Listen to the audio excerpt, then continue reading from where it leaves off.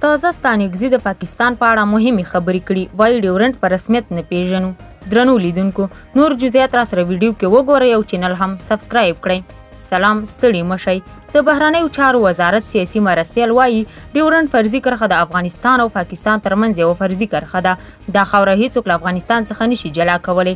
نوموړي لوګر کې له افغانستان څخه د شوروي ځواکونو د وتلو د ورځې په مناسبت جوړې شوې غونډه کې ویلي چې اوس هم پاکستان له فرضي کرښې هغه اړه دی. پاکستان خپلې خاورې ته افغانان له پاسپورټ او ویزې پرته نه پرېږدي. د ستانکزي په خبره د پاکستان دا چلند به د 1990 کال د بنګال تاریخ بیا تکرار کړي. نوموړی دا څرګندونې په داسې حال کې کوي چې څه موده وړاندې د قومونو قبایلو سرپرست وزیر تورخم ته د خپل سفر پر مهال ویلي و چې سرپرست حکومت هیڅ وخت د ډیورنډ فرضي کرښه په رسمیت نه پیژني.